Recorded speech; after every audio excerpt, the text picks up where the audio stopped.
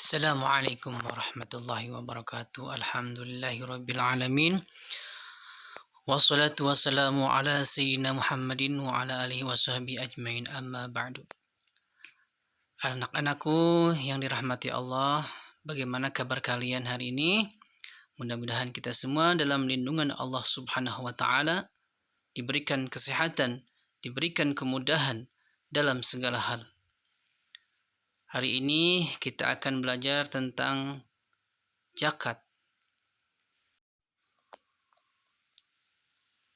Adapun yang akan kita bahas pada hari ini diantaranya pengertian zakat, hukum zakat, macam-macam zakat, hikmah zakat, pengelolaan zakat di Indonesia. Inilah poin-poin yang akan kita bahas pada hari ini. Pengertian zakat di sini ada dua pengertian, baik menurut bahasa dan pengertian menurut istilah. Menurut bahasa, zakat artinya tumbuh, suci, dan berkah. Sedangkan menurut istilah, zakat adalah pemberian yang wajib diberikan dari harta tertentu menurut sifat-sifat dan ukuran kepada golongan tertentu. Jadi zakat itu diberikan kepada golongan yang tertentu. Oke, hukum zakat. Di sini akan dibahas tentang hukum zakat. Hukum zakat, Allah subhanahu wa ta'ala telah menetapkan hukum wajib atas zakat sebagai salah satu dari 5 rukun Islam yang disebutkan di dalam Al-Quran. Sebagaimana firman Allah subhanahu wa ta'ala di dalam Al-Quran, surah An-Nisa ayat 77. A'udzu billahi minasyaitonir rajim. Bismillahirrahmanirrahim. وَأَقِيمُوا الصَّلَاةَ وَآتُوا الزَّكَاةَ وَارْكَعُوا مَعَ الرَّاكِعِينَ. Shadaqallahul azim. Artinya, dan dirikanlah salat, tunaikanlah zakat, dan rukulah beserta orang-orang yang ruku. Demikianlah hukum zakat yang disebutkan di dalam Al-Quran, selalu diiringi dengan salat. Artinya ketika kita mengerjakan salat, harus kita mau untuk menunaikan zakat. Apabila kita mengingkari tidak menunaikan zakat, maka salat kita tidak diterima oleh Allah subhanahu wa ta'ala. Macam-macam zakat. Zakat itu dibagi dua. Yang pertama adalah zakat fitrah, dan yang kedua zakat mal.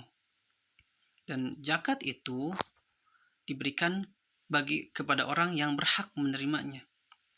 Dan ada nisab dan haulnya. Jadi ada nisab dan haul. Zakat fitrah.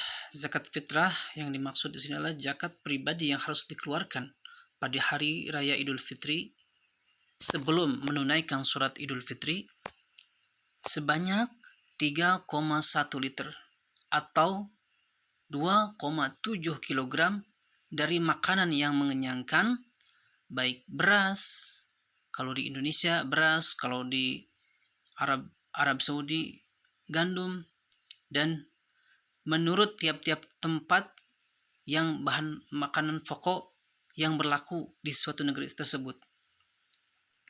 Zakat mal.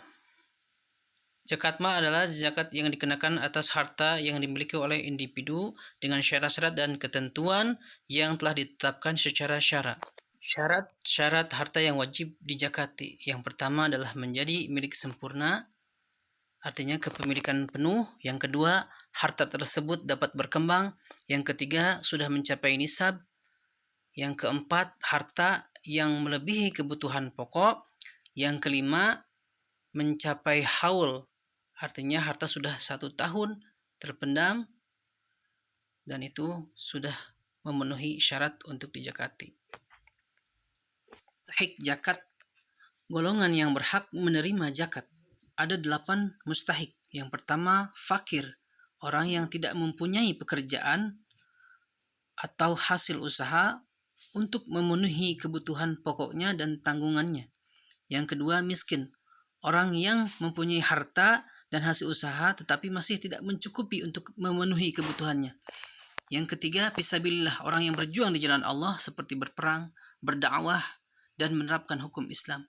Yang keempat, mu'alab, kelompok orang yang dianggap masih lemah imannya karena baru masuk Islam. Yang kelima, gharim, orang yang memiliki hutang, menanggung hutang dan tidak sanggup membayarnya.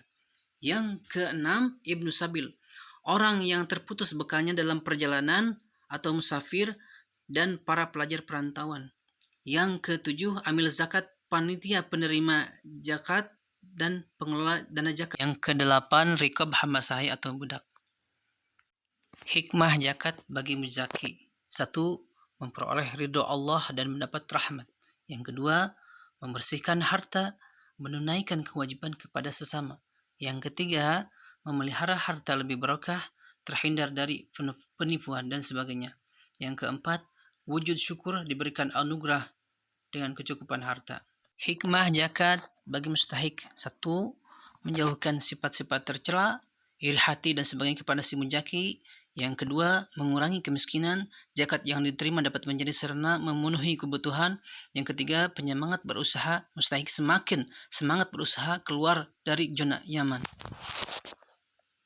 Pengelolaan zakat di Indonesia. Pemerintah mendirikan Bajis tahun 1968.